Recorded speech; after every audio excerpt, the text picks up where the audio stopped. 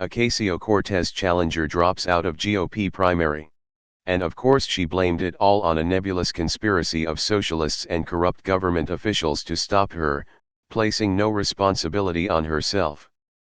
Not as entertaining as the woman challenging Ilhan Omar. Meh, she knew she didn't have a chance as a Republican in a D+29 district. Murray clearly wanted name recognition by challenging one of the most popular women in Congress, which in return landed her interviews on Fox News.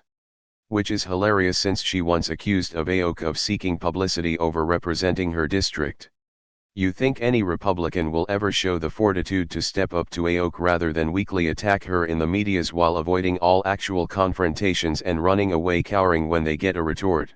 Internal GOP polling showed AOC getting 80%. Scary Murray getting 10%. Undecided 10%. The GOP probably won't even run a candidate against AOC now.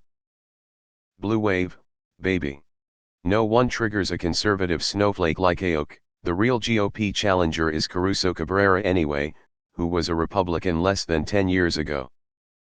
Her campaign said she faced hurdles including a corrupt political establishment working to silence her. Why are they all victims?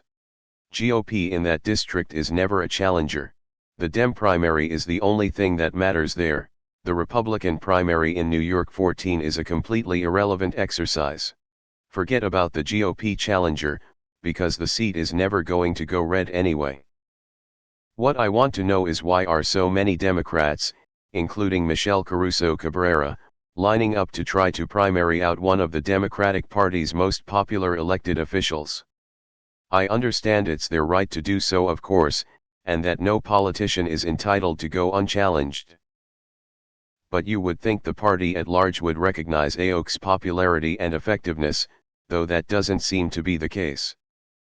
A conservative Democrat stands a chance in New York 14. A Republican of any type stands zero chance in New York 14. Why is this relevant? She still has to win her own primary. The GOP challenger was never a threat. Her district is about as solid blue as districts get. Imagine having to pay someone to collect signatures to get on a ballot. Meanwhile AOC has an army of volunteers with multiple campaign experience under their belt. On top of that, the Vols and organizers on the left are ripshit mad over the Queen's race and Cuomo trying to cancel the New York Democratic primary this year. She dropped out before she really dropped in. She just kinda dropped and landed with a dull thud. The GOP has no chance in her district anyway. Can someone please Eli 5YOC triggers people on the right so very much? Why do I get the feeling this is the outcome they wanted? They weren't going to beat her in that district, they knew that. But now, they're going to use this to support their deep state conspiracy and spend the next decade casting her as an illegitimate congressperson. Her campaign said she faced hurdles including a corrupt political establishment working to silence her. Even if we believe that her campaign managers didn't direct the contractor to violate the law, then at the very least they failed their due diligence to find a reputable contractor, and still she plays the victim. Conservatives are beyond help. In their minds it's never their fault. Nothing that happens can ever be traced to their choices, only to others trying to undermine them. How were they a challenger when they didn't make it past the primary? Gotta admit, as a pretty much new Dem/neolib, Cortez is exciting and daring and a good image for young Democrats, especially young women of color. She is unapologetic in defending herself when attacked. I believe in a big tent Democratic coalition, and view her as an exciting and valuable person. Reading her statement against AOC really angered me. How the fuck does she equate being rich with being the hardest workers? She's implying that all poor people are lazy. Good fucking riddance. Conservatives get in a bubble and begin to believe that because they hate people like AOC and Ilhan Omar, that they must be unpopular in their own districts, which isn't the case. Literally and unironically who? Flawless victory. This woman is presidential material already. I would say F this too if I was out against her. Here's my thoughts after reading the article. They took a long hard look at the demographics and said, we're going to spend how much money? For maybe 20% of the vote? Fuck that. Okay, we're out. So we don't look like idiots, let's blame it on the third-party signature collector. And here we are. Hopefully she can be president someday. Have you ever known a Republican to play by the book? Once a bigoted money-grabbing shyster, always bigoted money-grabbing shyster. Screw the little person, that's their playbook. Not that the Republicans have any real chance in that district, but they probably hope Cortez wins. She's one of the best fundraising tools they have. Don't you know she's responsible for the gay socialist Islamic Death Squad's trademark roaming the streets of New York? /S. The GOP aren't going to be the problem. It's the moderate the DNC is going to push up against her that is the issue. Fuck the Democratic Party. Hilarious how hard Fox News was pushing her as if she was gonna be the cure for AOC. I say this completely unironically. I don't care how many perceived slights her critics point out, AOC is one of the most exciting politicians of my lifetime in terms of my policy goals.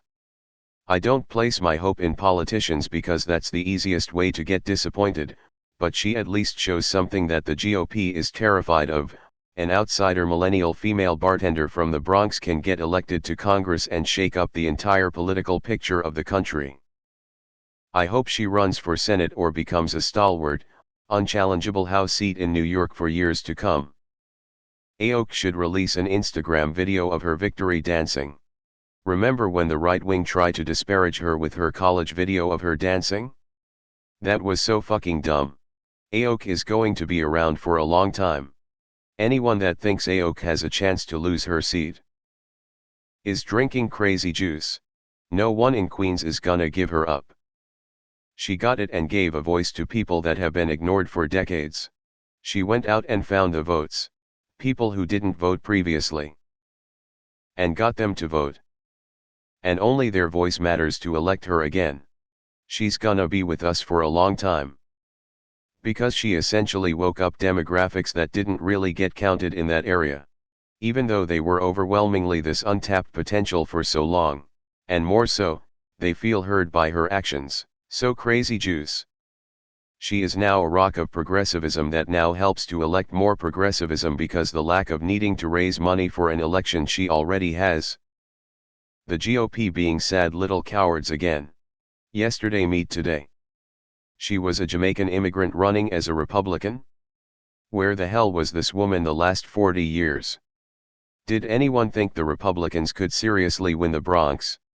Sounds like she's blaming her consultants because she didn't get enough signatures to qualify.